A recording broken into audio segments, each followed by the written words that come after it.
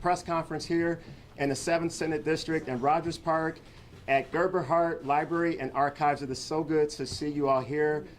Thank you to all of the press that have come out today to lift up this very important issue that we're here to talk about today, which is the first of all, just pride and what pride means to us as LGBTQ plus people and allies, but certainly the wave of hate that we have seen in 2023 that is certainly unprecedented in my lifetime.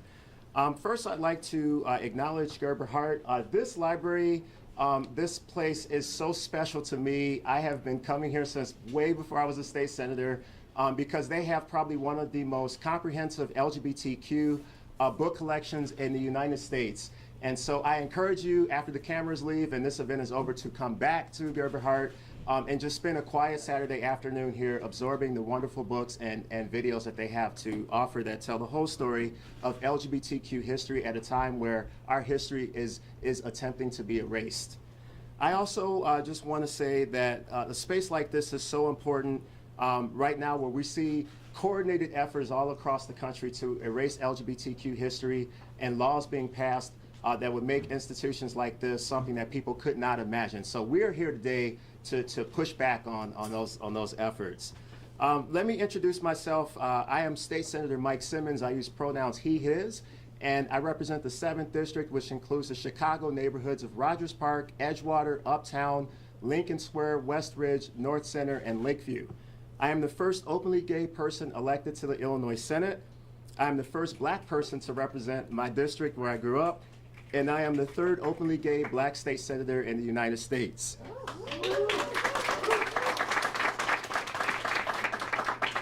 And so representation is power. I'm honored to be the first for all these things, but that comes with a lot of responsibility, particularly in the climate that we're living in. Why are we doing this event? I started this event in the first year that I was sworn in 2021 because I wanted LGBTQ plus folks and our allies to have a non-performative space, a non-cosmetic space to come together and to simply reflect on what pride means to us. And this event in 2021 and 2022 was one of the most beautiful events that I was able to witness and experience in the time that I've been in office. And this year, 2023, the climate has changed nationally, so we are a bit more of a somber tone, I think, today, but I think that we will take many things from this convening, just as we did in the previous 2 years. I want to start off, before we kick off our program, with offering a couple of reflections. First, I ask you all to think about how many youth would we have in our country still alive? How many youth would we have that would have good mental health? How many youth would be able to dream of their future if we did not have a scenario where they are the targets of hateful politicians, dare I say untalented politicians, and vapid politicians, and misguided faith leaders, and complacent people and cowardly corporations that enable this hatred? How many LGBTQ youth would be able to thrive and dream about their future if pop culture didn't continue to misappropriate LGBTQ history and culture? How many of our direct ancestors were LGBTQ, but were not safe to be out and proud? How many of our LGBTQ ancestors would never imagine our lives today as direct descendants, whether we be straight or LGBTQ, because all of us have queer ancestors? How many communities would thrive if big corporations like Target and Anheuser-Busch didn't cave to hate and bigotry? Let me offer a little bit of framing before we begin. In 2023, we have already seen more than 500 pieces of legislation introduced in state legislatures around the country targeting LGBTQ people. And to give you some examples, some of those bills would, for example, bar trans youth from participating in athletic activities. Legislation introduced that would ban books where the protagonist was an LGBTQ person. States that are passing legislation that would outlaw abortion on the 1-year anniversary of Dobbs. States that are passing legislation that would outlaw gender-affirming care. Health care for trans people. Health care is a human right. States that are passing legislation that would ban books in our libraries and in our classrooms. States that are passing legislation that would ban the simple discussion of gender identity and sexual orientation in K through 12 classrooms. In personal terms, if laws like that were passed here, it means that the next generation of 7th District residents would not be able to know that they had an openly gay black state senator that existed a generation before them, or several LGBTQ local elected officials. I'm not interested in that. So I've asked us all to come together today because 100 of those 500 bills have been signed into law. So of the 500 bills, 20% of them are new laws put into effect in places like Florida, Missouri, Michigan, and Indiana, which is the state where my partner was raised. Right down the street from his boyhood home, a parent can simply object to a book being in the library and has a good shot of that actually carrying through. So we have a lot to talk about today with this unprecedented wave of hatred. I personally have no interest in accommodating hate for a second. I have no interest in the respectability politics that would ask me to put my head down and bow down to queer phobes and trans phobes and LGBTQ phobes that troll me every day on social media. In the 2 years that I've been a state senator, I've championed LGBTQ legislation and passed LGBTQ legislation with many of the electeds that I co-serve with. And I've become a target. There's not a day that goes by where somebody doesn't go on my social media and tell everybody in my district to keep their children away from me because I'm a pervert, because I'm a groomer. I don't care about how I feel. It's my family and my community that I'm always concerned about. It's other 7th District residents that see that garbage on my social media channels and feel fearful, just as I have. It's when my colleagues stand up on the floor of the Illinois Senate when we're debating legislation to authorize gender-neutral bathrooms, where a Republican senator threatened to beat people up who would use the gender-neutral restrooms, who are trans. And it's me standing up and telling the presiding officer to strike that garbage from the record because I wouldn't want a single trans person in this state to feel unsafe doing something as simple as using the restroom. What are the times that we are living in that this is the reality? My dad was a refugee from Ethiopia. This is the kind of crap that we were fleeing a generation ago. And it's bubbling up right here, live in our society. So I just wanted to start us off with those sobering notes. There's still so much to celebrate, and I know we got a lot of speakers today that will talk about the things that we should celebrate because, you know, LGBTQ people, queer folks, as an intersectional person, as a black person, as a descendant of enslaved Americans, as a descendant of Ethiopians that were never colonized, I refuse to pathologize our history or the times that we're living in. There's still a lot to celebrate. There is power in queer joy, and some of the folks that we've asked to come here today I know are leading that queer joy. And so I am so happy to, at this point, give it back over to my awesome Director of Outreach and Constituent Services, Shanika Hohenkirk, who will kick off our program and will bring up our first speaker. Thank you so much for being here, everybody.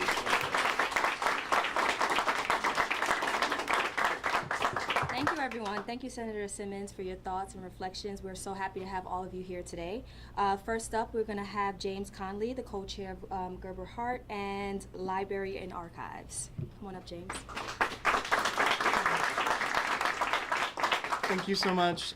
Thank you, Senator Simmons, for this beautiful event, for bringing attention to our organization, and thank you all of you beautiful faces here who are in community to celebrate the joy in the LGBTQIA+ community.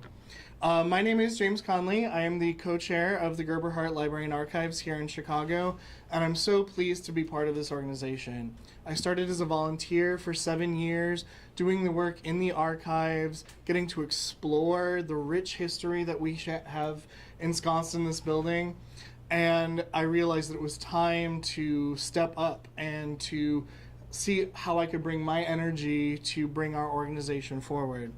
You know, the Gerber Hart's been around for about 40 years, a little over 40 years, almost entirely volunteer run. We have been in leaky basements, we've been in hot attics, we've been in storefronts that did not take the rain very well, and we are now here in this beautiful building. We are always looking to expand. We are always looking to expand our collections because thus far our collections have come to us by the generosity of folks who felt like giving their histories, their collected histories to us. It's been a very powerful thing for us, but we know as an archive and as our social responsibility, our archives are not complete. They are not telling the whole story. There are communities of color that we have never been able to engage with before. We are missing those stories. We are missing the trans stories in our community. We are missing the non-binary stories in our community. We are missing stories of strong women in our community. We are looking to fulfill, as we move forward, our goal of being as inclusive and telling that whole story as possible. One of the things I love about this organization is it's a place, it's a repository, yes, but it's a place where we hold history deeply important. And when threats to our history, when threats to our livelihoods come at us again, like all the bills that are in motion right now, they're trying to silence us, they're trying to hide us, they're trying to put us back in the closet. If we can learn anything from this history is that we're not going to stay there, and we're not going to put up with that. We're not going to go back to where we were. It was a terrible time, and we have done so much work. We've lost so many lives to get to where we are today. And one of the things that an archive can do is it can not only hold that history of those fights, those struggles, but also of the beautiful private moments in our community. We've received collections of deeply intimate photographs of people having just parties in their home, going to the beach together, having a barbecue together. And it's a reminder, especially to our young people who see all this stuff and are afraid and don't know where to turn. I know I was one of those people myself, that we have always been here. And we have always been in community with each other. We have always brought that joy together. So it's one of the things that we can offer here as an organization. And I'm so proud that we're hosting this event here today because we want to keep building that history and we want to introduce more people to it. There's this stupid line about, oh, we're recruiting. We're not recruiting. We've always been here. We just didn't have the words for it. Nobody was allowed to recognize their own power. And this is a place where we can remind people that we have always been here, we have always been strong, and we will continue to do that. So I want to thank you all so much for being here, for including us in this, and I hope, as Senator Simmons says, I hope you will take the time to explore our collections. We will be happy to show you around, show you some of the most beautiful stuff we have in our collection today. So thank you so much. Thank you, James. Next up, we're going to have Cheyenne Lynn Parker, the CEO of Brave Space Alliance.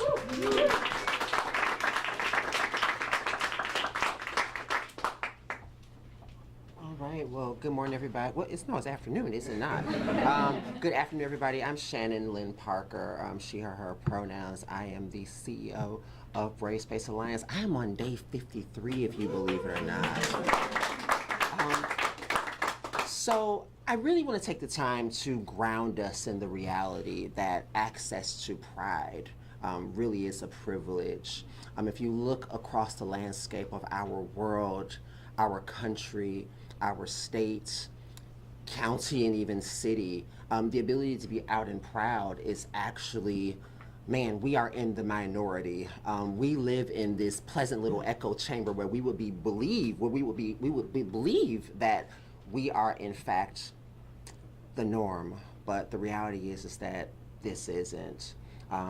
Unless we are very vigilant about guarding our rights, unless we are hyperactive about ensuring that individuals have not only the access to be out and proud, but the access to have their basic needs met, their access to thrive, their access to grow, their access to live self-actualized lives, then in fact we're going to continue to see these things fleeced right before our eyes day in and day out.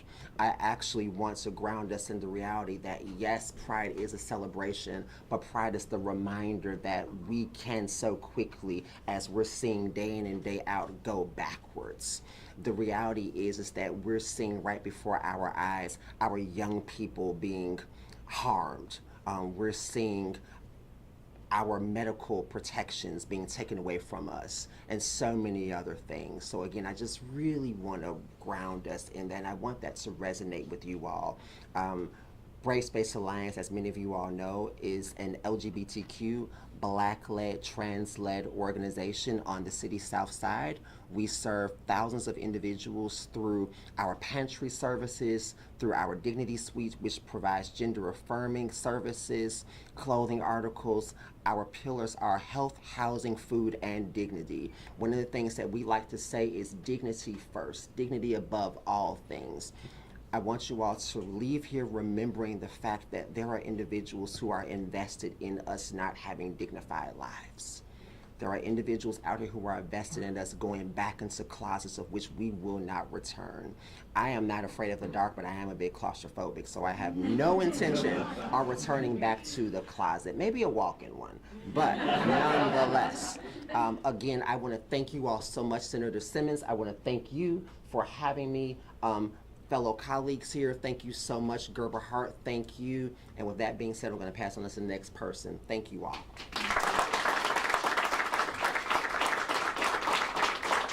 Awesome. Thank you so much. Next up, we're going to have Maria Haddon from the 49th Ward.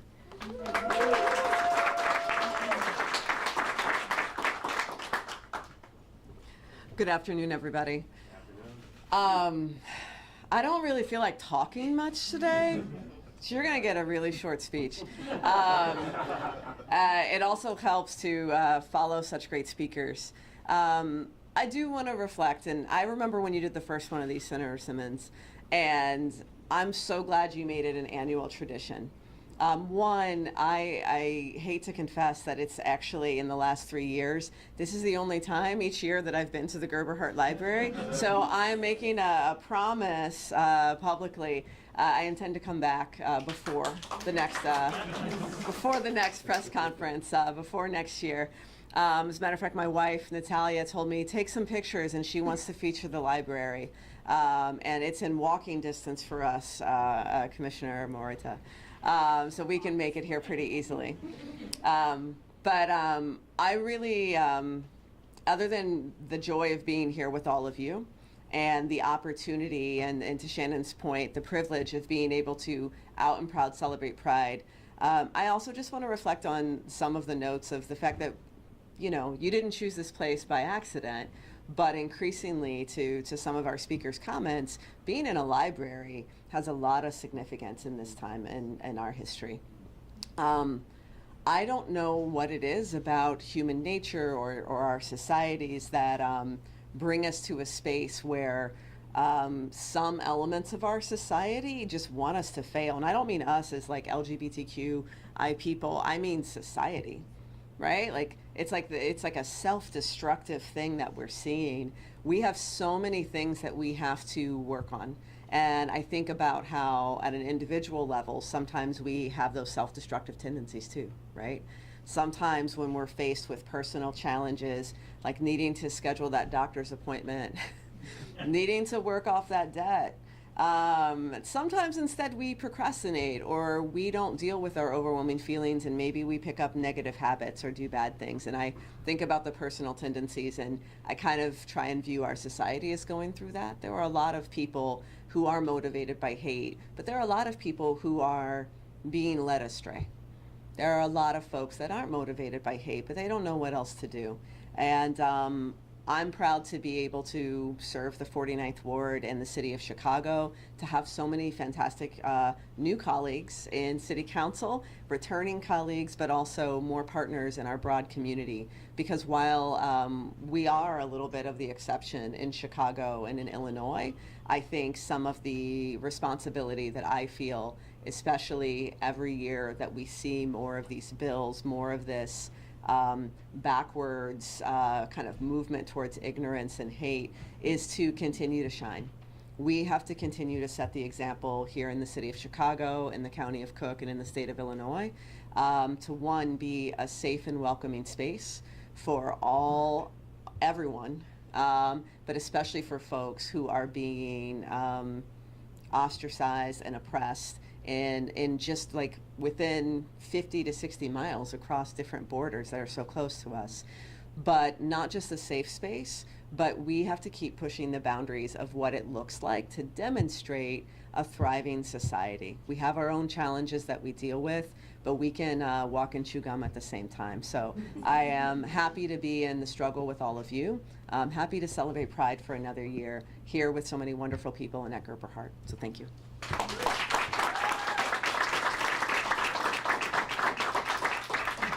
Thank you, Maria. Next up, we're going to have Stephanie Scora from Brave Heart Alliance. I'm sorry, Brave Space Alliance. The heart got me going.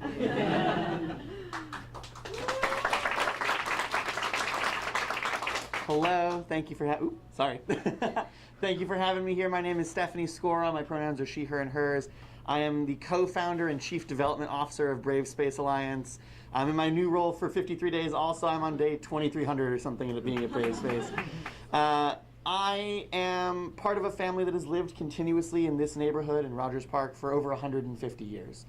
I'm also the first LGBTQ person in my family, the first LGBTQ person to be rejected by parts of my family, and a part of a community that has one of the only areas in the city that has only LGBTQ local elected officials. Justina, you're honorary. I've got a gay man for a state senator, a lesbian for an alderperson and a state representative, a bisexual for my Cook County Board of Review commissioner.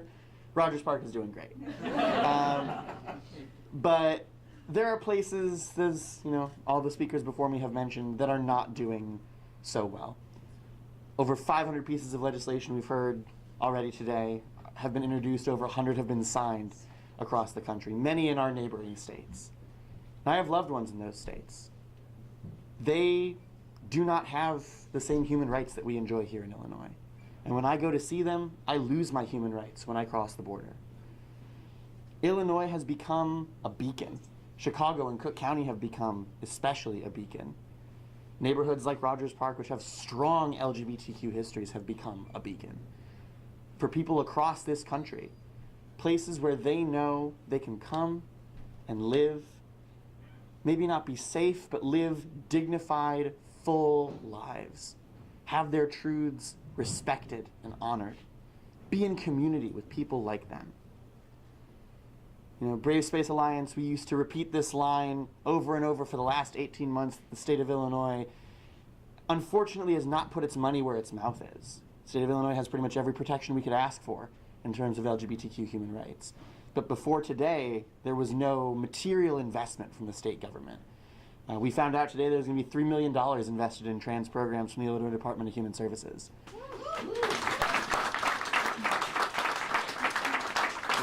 We're really excited about that. We hope that money goes to the organizations that need it the most, not just organizations like Brave Space Alliance in Chicago, although we do want some, but organizations across the state. Peoria Proud, the Up Center in Champaign County, Rainbow Cafe in Carbondale, and every organization in between. We have a flood of individuals coming to our state, refugees in their own country, who have been expelled from their homes by bigoted and hateful legislation passed by people who don't just want to see us forced back into the closet, but want to see us forced out of public life in general, want to see us forced out of life, period. They're coming to Illinois. They're coming to Cook County. They're coming to Chicago. They're coming to Rogers Park.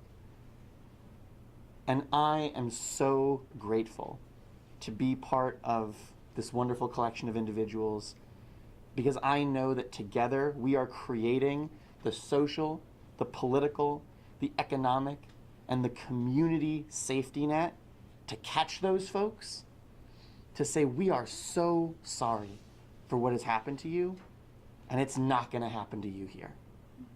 What do you need? What can we get for you? How can we meet those needs? And how can we make sure that you get to live in safety, in community, in love, and in dignity? That's one of the things that I'm so proud about at Brave Space Alliance. We put dignity for LGBTQ people, especially Black people, especially trans people, first. We are a dignity-first organization. That's why we provide primarily wraparound services. We want to make sure when somebody is going to their housing appointment, when they're going to their doctor's appointment, when they're going to their checkup to maybe get on PrEP or PEP, They come to Brave Space Alliance first so they can walk into those other appointments feeling good and walk out feeling better. Our organizations, our elected officials, our community form that net that makes sure that we can not just survive, but thrive. And I'm so grateful to be here celebrating another Pride with all of you, with you, Senator Simmons, and with everybody in this room. I hope to see y'all back here next year with a few more additional faces.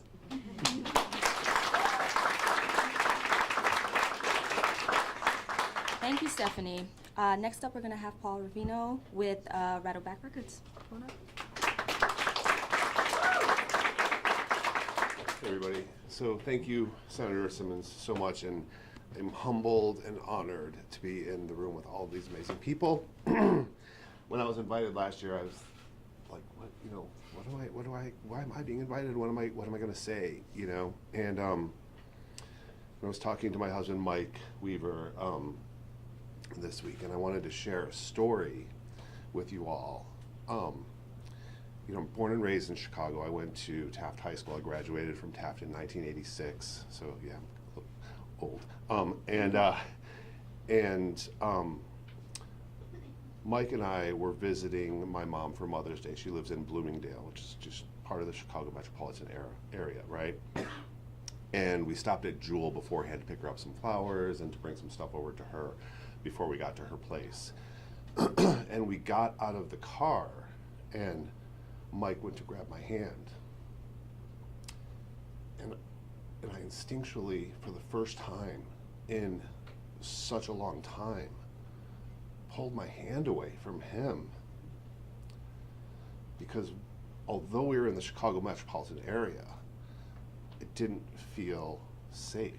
And all of a sudden, I was that scrawny high school kid walking down the halls of Taft, hoping that I wouldn't run into Tony Taturka and his band of thugs who would call me fag and trip me and push me down and kick me. I've been really reflecting on this as a white cisgender gay man. There are a lot of privileges that come along with that so many of my brothers, sisters, and siblings in this community don't have. And if I was feeling that way, imagine how my black trans sisters are feeling, just getting on the bus and going from one neighborhood to the next in this city. We have to do better. It has been a long time in my life since I've felt this much fear for our community, and we're not going back. And I am gonna hold my husband's hand in public because he's the love of my life.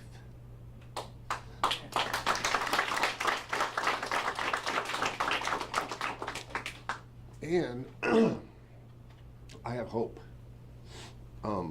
Before owning Rattleback Records, I was an educator for many years. I was a teacher for many years. I was a principal at an elementary school and at a junior high school.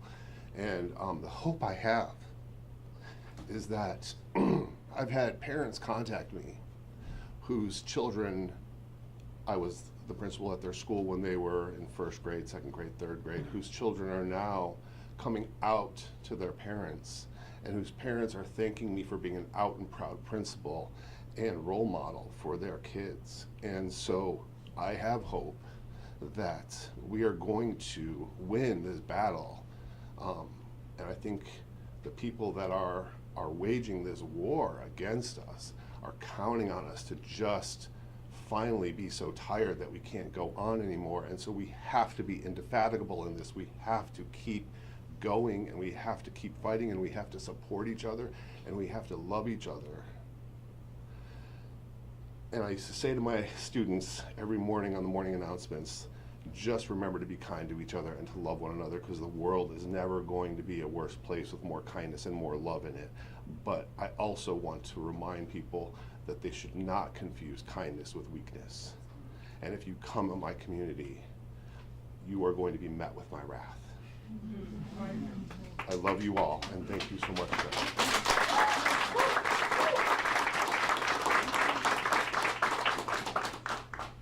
Thank you, Paul. Thank you. Of course. Next up, we're going to have the 48th Alderperson, Lenny Mana Hoppenworth. Thank you, everyone. The 48th Ward is just a few steps away. I'm Lenny Mana Hoppenworth, Alderwoman of the 48th Ward, which is an incredible, amazing neighborhood, which includes Andersonville, Edgewater, and Uptown. And I'm a small business owner, I'm a mother, I'm a product of Chicago Public Schools, and I'm so proud to be with you here today.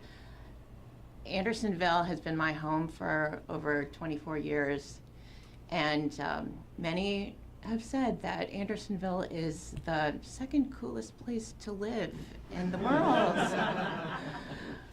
But we did decide that, you know, in our community, it should not only be cool, it should be welcoming to all. And when I was campaigning, and thank God I'm on the other side of campaigning now, a part of the LGBTQ caucus, we are the gayest city council in the universe, is what Timmy Knudsen would say. I've heard too many young people come up to me and say that they moved here from California, from Texas, that they feel safer here. And people should not have to move to feel safe. You know, on Magnolia in Lakewood Balmoral, we have Lakewood, the Pride trees. And if you've not checked it out, please do. It's very cool. They have, you know, just one person decided to do this years ago. And the neighbor said, I want to do that too. That's very cool that you're decorating your trees with pride flags. And so it happens that you can see blocks of people coming together showing their pride. But somebody showed me a picture at Midsummer Fest, which was a fantastic event. It was a photo of one of the trees and somebody had burned the flag. What did the flag do to you that you felt you need to expel it? It should not be a crime to exist. And while we're here to celebrate with so many of you, we know that too many of us are not here today because of who they were, because they wanted to be out and proud. And so we have to keep going. And that's why we're very grateful that you have made this an annual event to talk about who we are, because we are everywhere. We are small business owners, we are students, we are aging, and we deserve dignity. I began my real political phase in my life in 2016 after the federal elections and started with the Women's March, knowing that our reproductive rights were under attack. But who knew that today we would have less reproductive rights than before? And it's not just that, it's our bodies, it's bodily autonomy, and this is not right. And this is why we have to keep going. Civic engagement is everything, and that's why I'm really proud to live in this neighborhood, surrounded by so many fantastic elected officials. And I want to do so much more. I want to share with you some Victory Fund stats because these are fantastic. Wait till you hear this. This is the 2023 report. 1,185 out LGBTQ plus officials currently serve in elected office in the U.S., which is a 13.6 increase since last May. And last year, there was a 23.3% increase in LGBTQ plus elected officials of color. And the number of transgender and non-binary elected officials grew by 8.1%. We have yet to see a transgender elected official in City Council, but I can't wait for that day because it's really going to help complete us. I'm the Alderwoman of the 48th Ward, Lenny Mana, the first queer person of color to represent the 48th Ward and the first Filipino to sit in City Council, and I'm so proud to be here today. Thank you.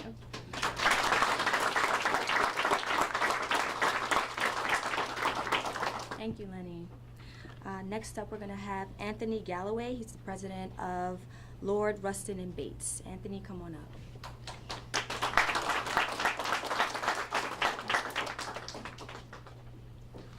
Senator Simmons, how are you today? My name is Anthony Galloway of Lord, Rustin, and Bates. Lord, Rustin, and Bates is a capacity building technical assistance serving entity that provides that service to small and large organizations around building capacity, around providing access to health care for vulnerable populations. Now, I just said a mouthful there. Tell you a little bit about my story. In 2020, at the height of COVID, I started coughing. And I said, oh my God, I should stay home. They tell us to stay home because of COVID. And I thought I had COVID and it would go away. And then I had this experience where I was in bed and I'm laying in bed and my face could move, my eyes could move, but my body was locked and I could not get out of bed. And it was an experience that I had not ever experienced before. And when I was able to move, I went straight to the hospital, to Northwestern Hospital, and I was able to be checked in, and after hours of checking in on me, they finally said, oh, we see this cloud over your heart. At 39 years old, I was diagnosed with congestive heart failure. And it was one of those situations where I had worked for 20-something years and I had access to health care. And, you know, through my through employee-based health insurance. But around this time, I wasn't working anymore, and it was in the height of COVID, and I thought to myself, how am I going to pay for this? Because I'm still living in the paradigm pre-Affordable Care Act days. And what I realized was that a president had been sworn in and fixed all the fixes, and I had a social worker come in, and I have not spent one penny on my health care, yet, because now we have the infrastructure that actually saves lives like myself. If it wasn't for the Affordable Care, oops, I'm sorry, GN. My equilibrium is off these days. But one of the things that I am very most appreciative of is that we have affordable health care now, and that being civically engaged is an important factor in ensuring that we have access to health care for vulnerable populations like myself. I'm a proud Black gay man, but I have it a little bit better than some of my friends.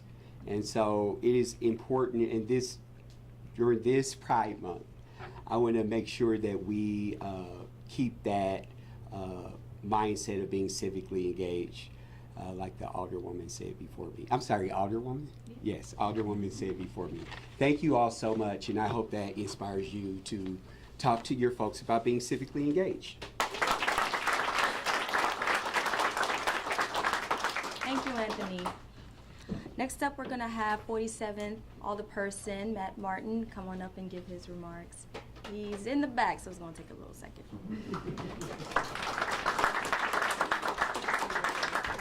Thank you. Hey, good afternoon, everybody. I'm Matt Martin from the 47th Ward. It's just so great to be with you all here this afternoon. Thank you again, Mike, for the invite, for being here and be able to share just a few comments. It's over the last number of months, I've been looking forward to this because it's always an opportunity for me to reflect and think about what we've been able to do, especially on City Council. So being able to work with Maria, with Rosanna and Carlos on passing a welcoming cities ordinance that really helps preserve bodily autonomy for people, not just in Chicago, not just Illinois, but as we've discussed throughout today, people from all across our country.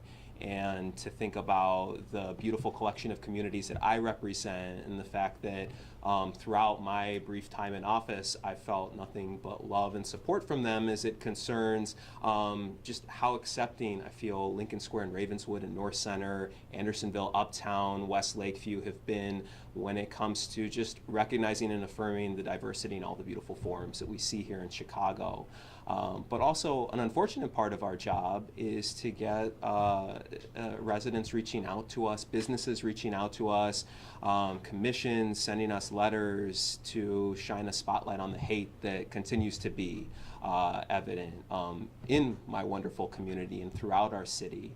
And to think about with events like these, months like Pride, to be reminded of how far we've come, but that this isn't a straight line, that we go forward and backward and to the side, and to know that in so many other parts of our state and our country and our world, it's so much harder. And so I am grateful for Mike inviting me to participate because it allows me to think more critically about what it means to be an ally.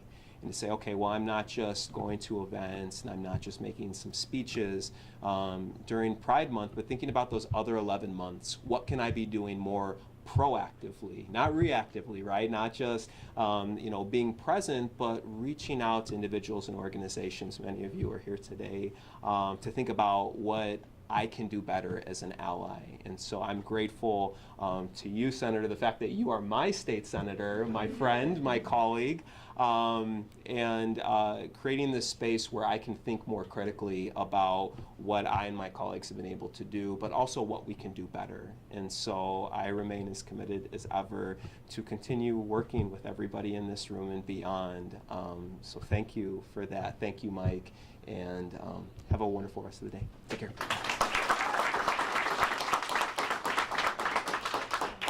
Thank you so much, Alderman. Next up, we're going to have KJ Whitehead, who is a comedian, writer, and activist.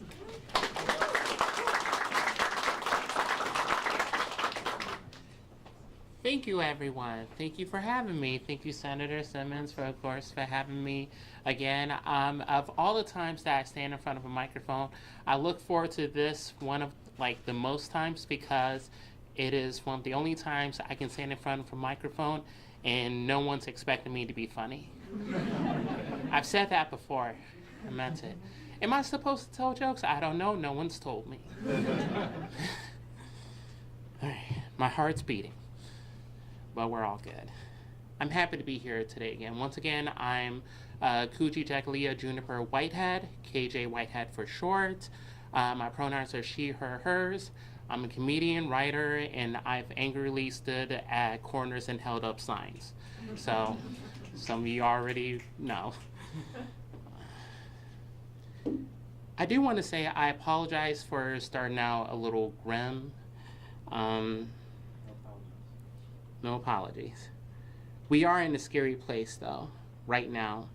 Those who oppose our existence no longer hide their intentions, and their support is overwhelming, to say the least. This is a time now more than ever that visibility is important.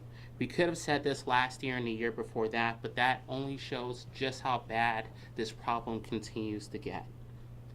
The ongoing threat to LGBTQIA existence under the false mission of protecting children. Worst, companies have come forward to try to market to us, and they draw protests and boycotts. And things have gotten a bit weird where you have to defend a corporation to participate in Pride. Bills coming forward and disrupting us, telling us how to live, all coming from a party that claims to be for freedom. And I say different. I say we believe in freedom. I say we believe in freedom, freedom to be who you are without someone telling you that you're lying to yourself or trying to reach out to you with one hand and using the other to take away your rights. I'm sorry to say that either these people don't realize their hypocrisy or they just don't care. Either way, we have no time for this. You have no time for this. And thankfully, the people of Arkansas have decided they no longer have time for this. And they spoke up, they fought a bill, an anti-trans bill, and they won.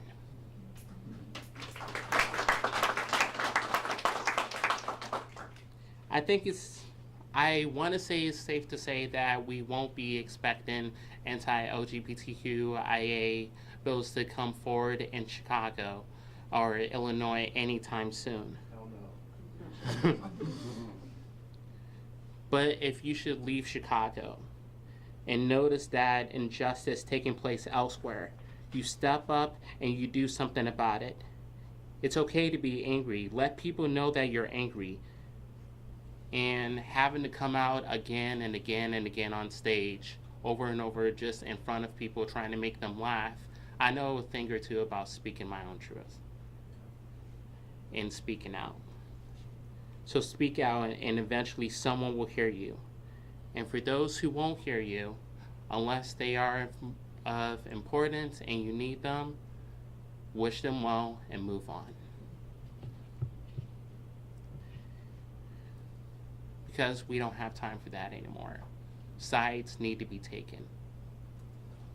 I want to close with this. Elie Wiesel said, "We must take sides. Neutrality helps the oppressor, never the victim. Silence encourages the tormentor, never the tormented." So don't go silent now. We need you. Thank you for having me once again. I hope to come back.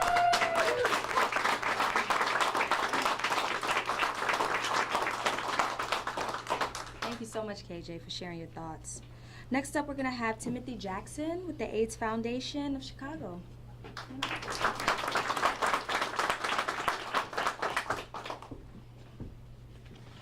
Good afternoon, everyone. As mentioned, my name is Timothy Jackson, Director of Government Relations for AIDS Foundation of Chicago. My pronouns are he, him, and his.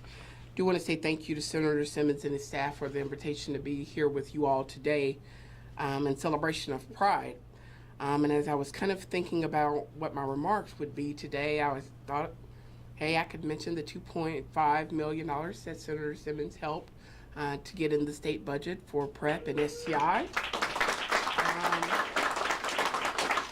I could mention the legislation for gender inclusive multi-occupancy restrooms that we were able to get passed this year.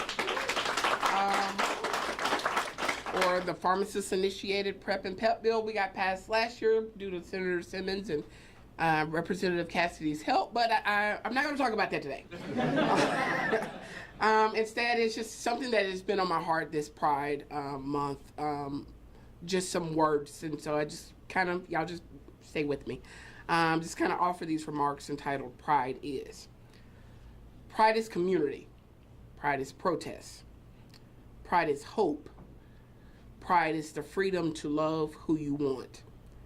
Pride is affirming. Pride is the freedom to be who you are and comfortable in your own skin. But pride doesn't just stop there, because pride is acknowledging that some members of the LGBTQ plus community don't feel safe or welcomed in community.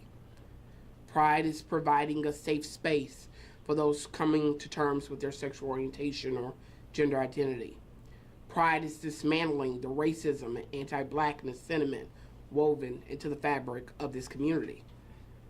Pride is ending the HIV epidemic while also beating back mpox and other STIs impacting our communities.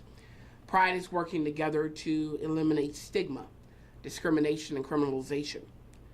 Pride is protecting LGBTQ plus older adults and older adults living with HIV. Pride is protecting trans kids and access to gender-affirming care. Pride is declaring that trans lives matter Black Lives Matter. Pride is not woke, because pride is humanity. Pride is self-agency and self-empowerment. Pride is courage and joy. Pride is the past, present, and future. And as a Black gay man living and thriving with HIV, pride is love. Thank you.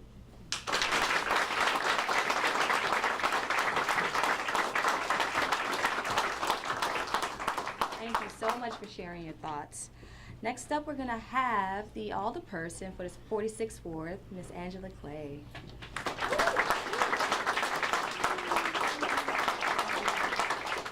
Happy Pride, all. Happy Pride. Are you all ready to have a good time this weekend? Because we deserve it, okay? My name is Angela Clay. I am the alderwoman of the 46th Ward, and I could not be more honored and proud to stand with all of my siblings in this room right now. You all have no idea the impact that you are making for generations to come. And when I was too thinking about my remarks, it was really how successful we can be once we work together in this room. We have all of the pieces of the puzzle to make our society inclusive of all of us.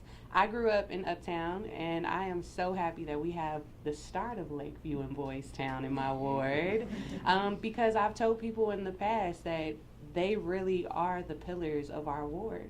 You all provide safe spaces, not just for you, but for all of us. And that's something that I don't think a lot of our neighbors understand, is when you fight for you, you open a world of doors for all of us.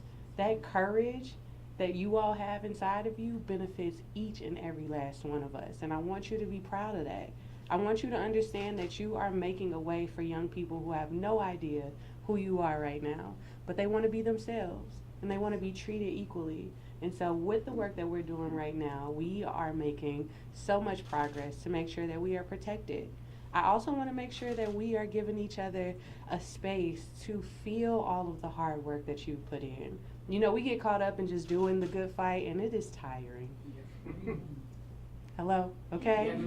So we have to sit in this space of, we've done this. We have a ways to go, but we are here now. And on Sunday, when we are excited and celebrating and having a great time, I want you to feel that energy. I want you to feel that love. I want you to feel the community that is behind you, not just on Sunday, but each and every day of your life. And I have the honorable pleasure of having the Pride Parade start in my ward. So I hope you come out. I hope you enjoy the festivities. I am so happy to have a state senator that represents the 46th Ward like Mike Simmons. He is amazing, because not only does he come from a place of truth, but he comes from a place of good intentions, right? And so when you combine those two, you have a direct path moving forward to victory. So I just wanted to say thank you. Now let's enjoy the rest of our evening.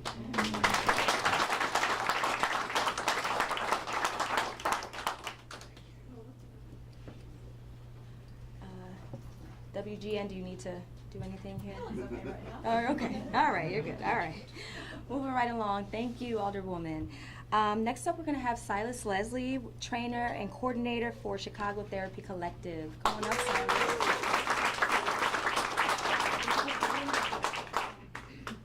Hey everyone, my name is Silas Leslie. I use they, them pronouns, and I am the program coordinator for Hire Trans Now, which is part of the Chicago Therapy Collective. Chicago Therapy Collective is an Andersonville-based trans-led nonprofit that focuses on the mental health and wellness for the trans and non-binary community through mental health care, as the name would imply, community building, arts, and employment and economic equity. This is my third year speaking. I just want to thank Gerber Hart for not only hosting this, but for the amazing and invaluable work you do. Senator Simmons, thank you so much once again. It's a joy to be here, and it's really amazing to have you as my state senator. So I'm one of the many lucky ones in the room that have Senator Simmons. So this is my third year. I always fret about this. This is like my big public speaking thing of the year. never a fan. And I spend a week like writing and rewriting a speech. And I did the same thing this week. I rewrote it while sitting here earlier. And I was trying to figure out why I struggled so much writing this year. And I think it is the dissonance I think a lot of us are feeling, especially those of us in this work, in this neighborhood, who have the privilege to be ourselves, to have the privilege to be in community, to be in public. I was thinking of Midsummer Fest. Earlier this month, we had a stage donated to us by the Andersonville Chamber of Commerce and sponsored by a lot of the officials in this room as well as a lot of the business owners. And it was at the end of the night, and we had an amazing DJ, and my entire staff were just dancing. Like, we never have a time to stop. We are always working these events. We're never taking part of it. And there was this moment, and I just sit there and like almost started crying, which is not my usual thing. Just at the joy we had a moment to experience. And that is so fleeting and rare. And it's so not often that we can embrace that. And I think thinking of that moment, thinking of spending the day, you know, with drag story time, with an amazing drag show, standing there holding the hand of my partner who is also trans, in my neighborhood, surrounded by my neighbors. And then I thought of how rare that is, and the beauty in that rareness and the sadness in that rareness. To embrace the present is to embrace that joy, to embrace community, embrace love, embrace friendship, but it's also a time to acknowledge the fear, the pain, the legislation, the political culture, the hate crimes, the violent words. And it's a time to fight. It's a time to retain our past and ensure our future. And yeah, pride. It's always a sticky wicket, isn't it?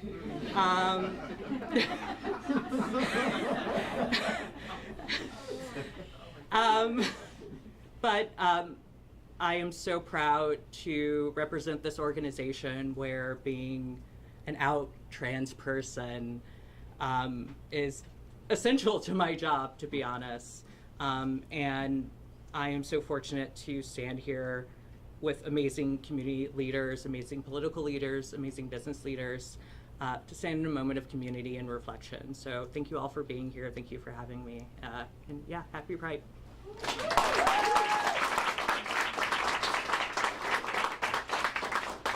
Thank you, Silas. Next up, we're going to have Cook County Commissioner of the 13th District, Justina Morita.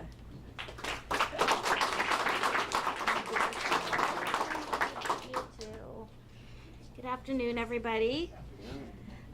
Justina Morita, Cook County Commissioner of the 13th District. Proud to be able to work with Mike Simmons. I just want to say thank you for this. This is my first time.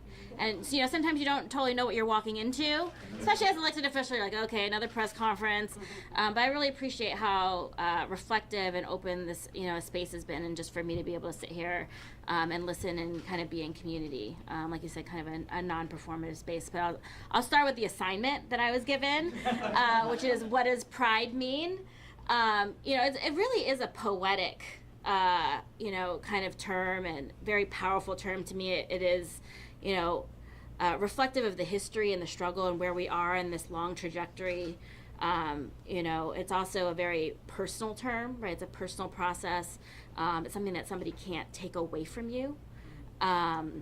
It is, you know, it has that historical perspective, but also such a sentiment of hope. You know, and while it is very personal, it's also a collective term, right? It's about building community in a way that we all need. And so it really, when I thought about it, I was like, it really is a beautiful, beautiful, you know, kind of term. I want to say, you know, as much as people talked about the progress that we've made in a lot of our communities, even just here in the 13th District, and Kevin knows we overlap, there are parts of our district where on election day just this year, I had librarians being called pedophiles for having books like these in the library. People still saying things like, you know, LGBT folks shouldn't be around children. And this is still here in Cook County. This is still here in my district, in the 13th district. And so it is an ongoing process. It is an ongoing fight. And while we can legislate so many things as elected officials, we can't legislate out hate. We wish we could, but we can't. And so I want to thank everybody in the room who does the work every day to build this community. As partners, elected officials, we do our part, but really it is the work that you all are doing to work in the community and build this community that we all need, because we have to change hearts and minds. We have to have the hard conversations.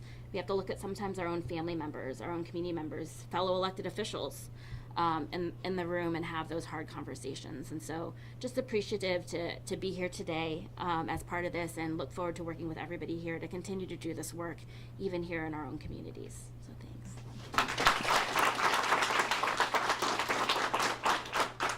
Thank you, Commissioner. Next up, we're going to have Gregory Gross from Care for Real.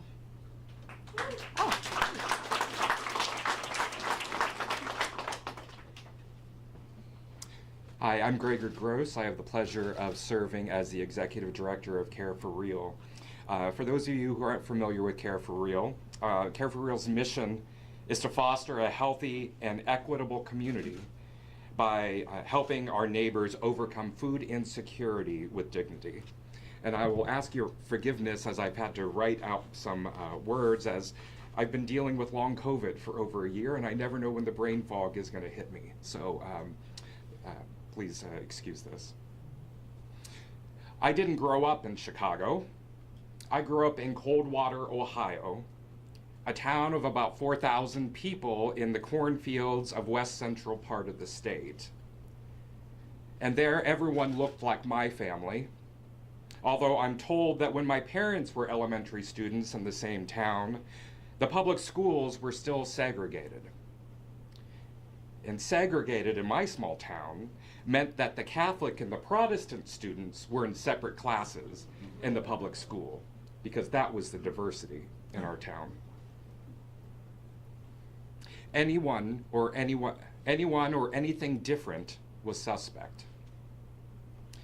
As a child, I always knew I was different than the other kids. I didn't have the words for it. I just knew it.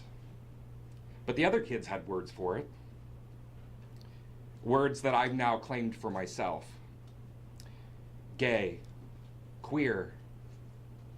But the other words I still recoil at when I hear. At the time, those words brought confusion and fear and shame. It wasn't until I went off to college that I met an openly queer person. It wasn't until I moved to Chicago for grad school that I was able to begin to undo the shame and the fear of being different and come out to myself, let alone to anyone else as someone queer. So what does pride mean to me? It means shedding the fear and the shame of being different, of standing out. It means claiming who I am, all of me, who I was created to be. Just last week, a queer elder who I greatly respect said to me, we don't need pride anymore. It's 2023. We are fully integrated and accepted. Yeah, just like you all, those words took me aback. That's just not the case, I said. Drag artists are being attacked across the country. Our trans siblings are being attacked and murdered merely because they exist. Oh, well, I wasn't including them. And that's the problem, isn't it? Injustice anywhere is a threat to justice anywhere, everywhere, said Dr. King. Need I need to say that this person was white as well? At Care for Real, Edgewater's anchor food pantry for over 50 years, I've been humbled when speaking with folks who have traveled for hours on CTA to get to us. folks who are trans women of color in particular. When we explain that we serve folks in our immediate area, they have said they don't feel safe going to their own neighborhood food pantry. But at Care for Real, they've been accepted for who they are, not dead named or misgendered, even on days when they've not had the energy to shave or put on their face. Because food, my friends, is a basic human right. It's a basic necessity. No one should be fearful to ask for assistance, and gender identity and expression must never be a barrier. So I give thanks this Pride season that it's much easier for queer kids to be themselves and to explore and to claim their identities. But I also know it's easy to live in our own little rainbow bubble here on the North Side.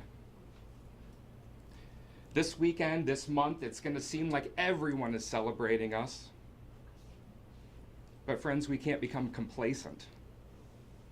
We must never forget that the first Pride was a riot led by trans women of color. And I, as a white person, must be the one to say that. And until they tell me that we don't need Pride anymore because all of us are fully integrated and accepted and celebrated, until then, Pride must continue to be a protest. Thank you.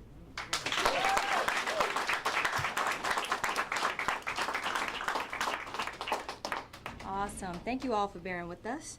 Next up, we're going to have Holly Borden, Milk Hand and Honey Bridal. Where are you? There you are.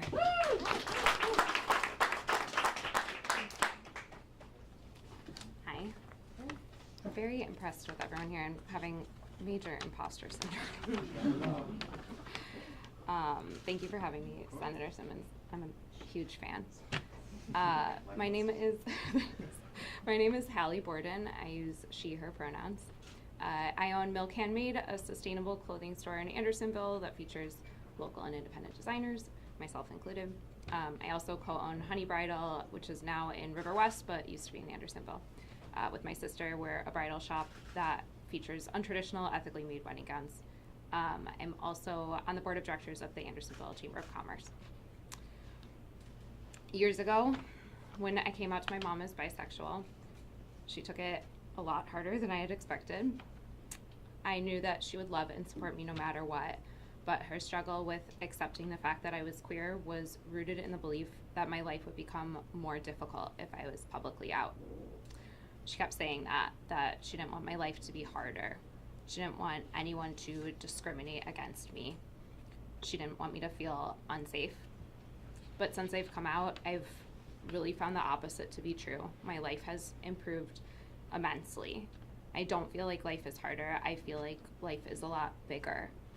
My world is full of a sense of community and support that I never knew existed. I feel at peace in my identity, and there's a deeper sense of safety in that. There's obviously very real danger and hate directed at the LGBTQ plus community, from bigoted individuals to bigoted politicians. But there's also so much joy.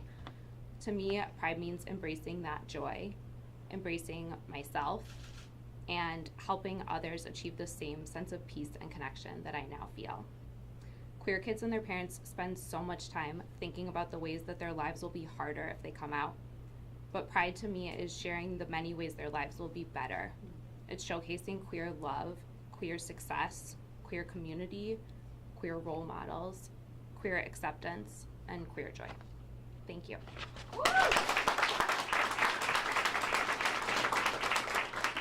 Thank you, Holly. Next up, we're going to have Lorraine Hayes from T-Pan. Come on up, Lorraine.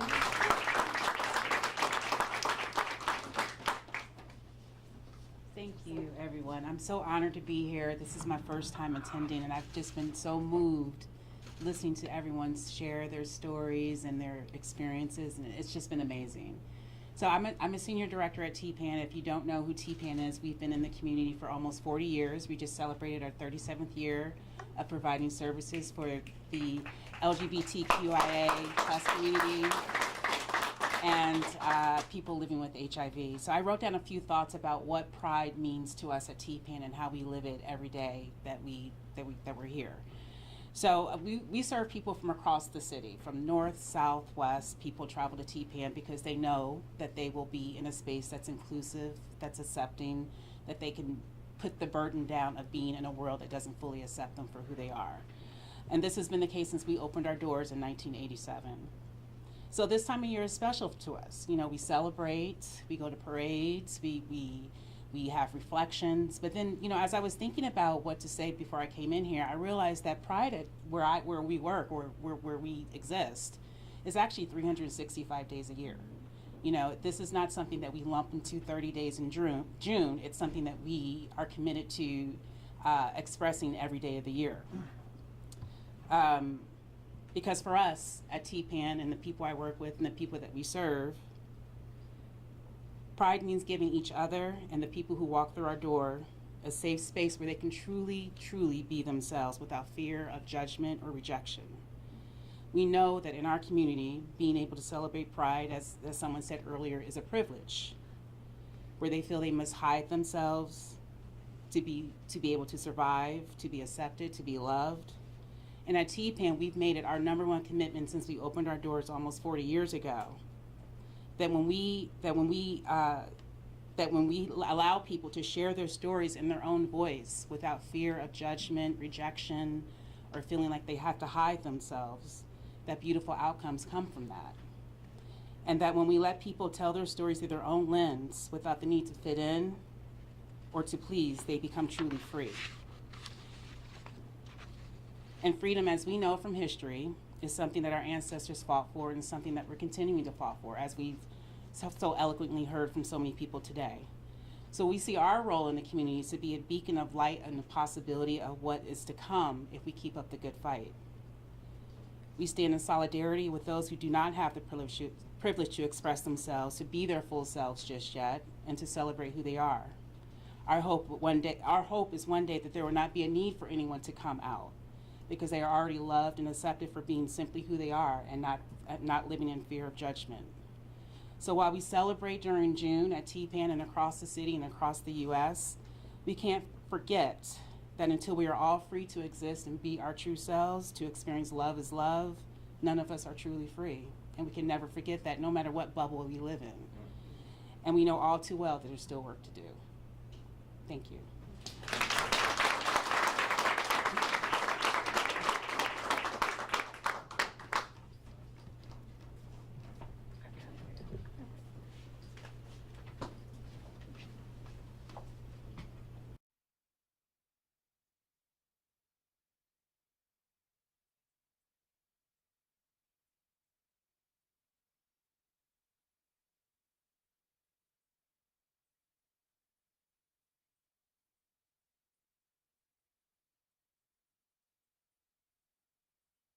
I'm Sarah. I use she, her pronouns, and I own Chicago's queer, women-owned sex shop and gender expression gear store, Early to Bed, and our website, Trans Essentials. Thank you.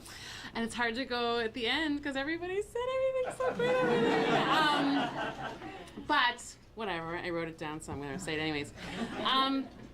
First of all, I'm so happy to be here and queer. I love Pride Month. I love rainbows and joyful celebrations. I love my reading glasses. I love our community taking time to enjoy our fabulousness and to revel in queer love and queer lives. I acknowledge what a privilege it is to live in a time and a place where we can celebrate Pride so openly, and I try not to take that privilege for granted. I don't take for granted the privilege that I have to live in a country and a city that, while far from perfect, allows me to be queer all year. I don't take for granted that we get to stand here in this awesome, cute, gay library with our amazing queer elected representatives and all these amazing people who are taking care of our LGBTQ plus family. But as we are often reminded, have been done so today multiple times, during Pride Month, Stonewall was a riot, Pride is a protest, and while we take time to bask in our glitter, rainbow awesomeness, we cannot ignore the fact that we are living in a time when people's rights are being attacked and taken away on what feels like a daily basis.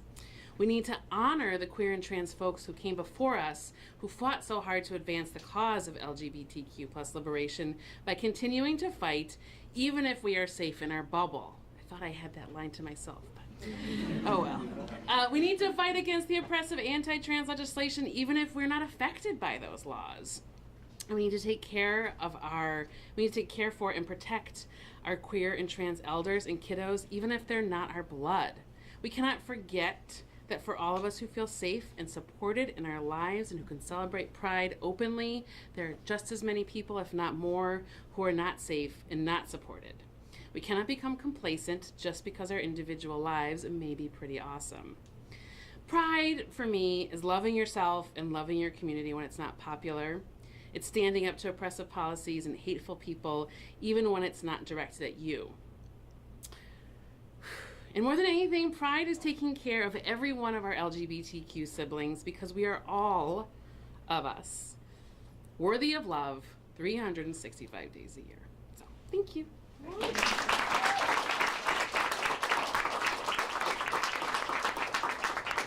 All right, last but not least, we're going to have State Representative from the 16th District, Kevin Olukwu.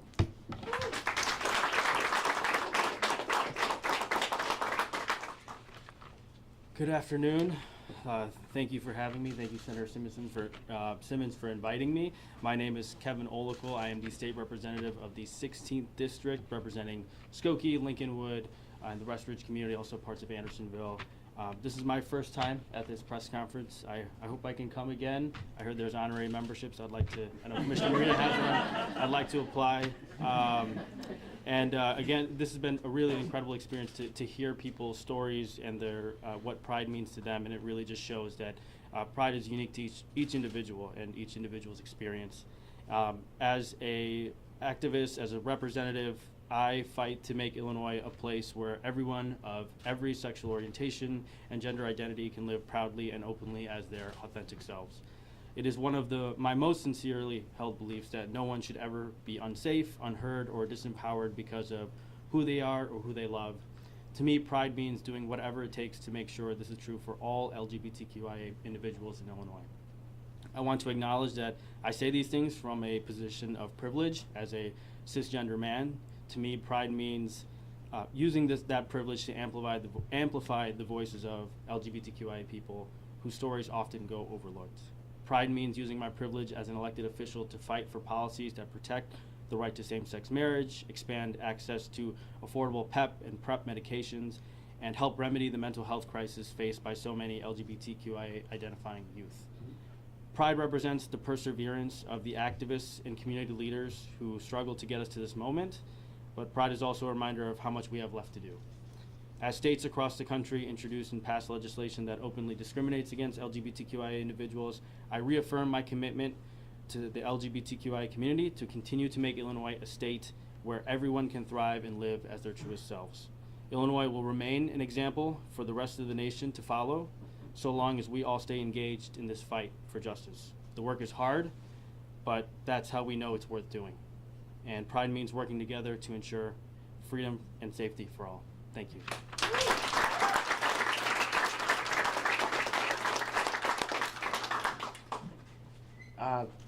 I'm almost speechless. We've come to the end of our program. We're going to do just a brief period of questions, and then I'm going to ask everybody when we're done with the questions to come to the front of the room so we can get a group photo, because we're making history and I want to document this for me to look at when I'm an old man and talking to my grandkids about what we did here. So first, before we have questions though, I need to say thank you from the bottom of my heart. I am so blessed to have a phenomenal staff, and you know, they just, I think we all are on the same wavelength about so much of what we're trying to do in this office. So thank you to my chief of staff, Heather Sanger.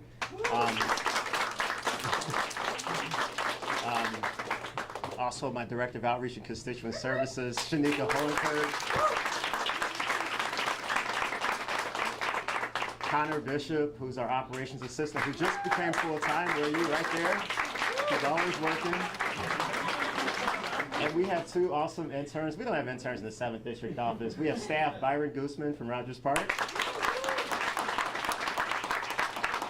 and Justin Goldberg from Edgewater.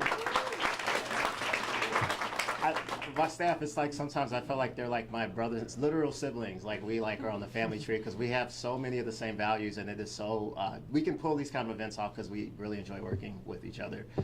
So we'll take a few questions, and then we'll do the group photo, and then we'll let you all go. So who would like to ask questions? Yeah, Jeremy. Hey, Senator. Yeah. So the we're in a library, obviously, and when you talk about Secretary Janulius had pushed for the bill that it was House Bill 2789 that allows the Secretary of State to deprive libraries of grant funding if they ban books. But you also had legislation that was sort of similar. It didn't really have anything to do with grant funding, right? But it was related to book bans. What's the status of that? And yeah. Can you?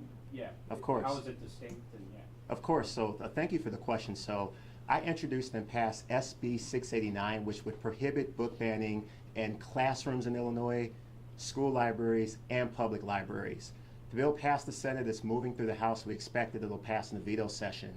My bill is pretty far-reaching. I think the controversial piece of my bill is the part about classrooms. And the reason that I'm fighting for this bill is because people are running for school boards and school districts in neighboring states right now, even in Illinois, on the principal objective of banning books. So we have to get ahead of that, and it's going to be a big priority of mine in the veto session. There was also the bill that the Secretary of State just passed that was signed by the governor last week, HB 2789, which I was proud to chief co-sponsor, which would prohibit libraries from banning books that get state grants. So that is a complementary initiative. Both are really important. My legislation is also going to help those libraries that maybe go rogue and decide, well, we don't want your state grants. We have another lever of enforcement for that scenario. And of course, the whole don't say gay situation in Florida is really what I'm trying to get ahead of with our classrooms, particularly in more rural, red and purple parts of Illinois, where there are people running for office right now and for school boards on that agenda. And I've seen this come up too, just among colleagues, just among people who covered the issue. But the book ban legislation covers school and public libraries really. But it's been written about too, about like prison libraries, for example, too, where there's been book bans and across the state. Like, how does the legislature address that, or can they address that? Has this ever come up among your colleagues? Yeah. So I'll acknowledge my partner Michael Sullivan, who's right here. He's going to kill me for doing that.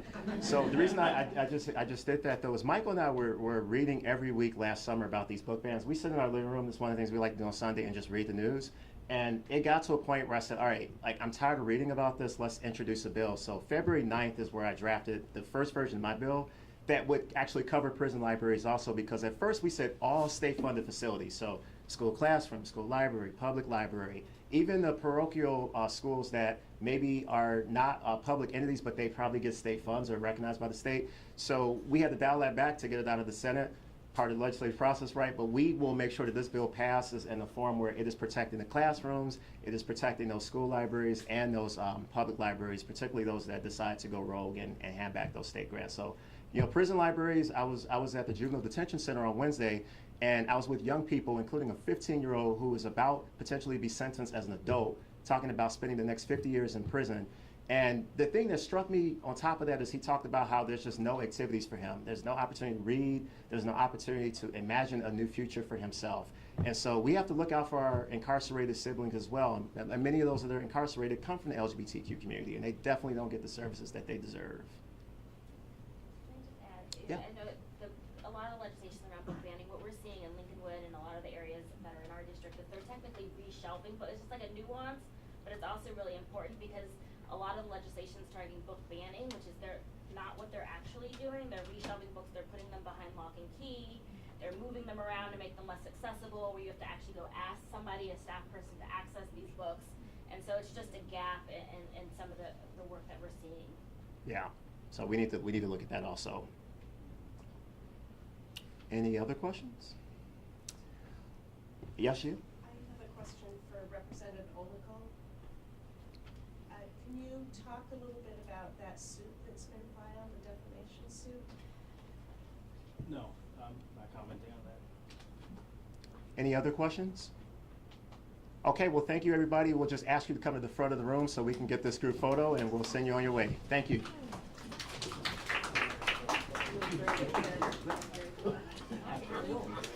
Right up here.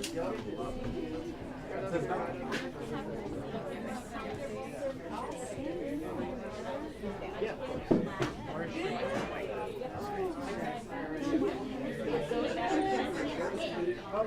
We didn't have this last year. That's why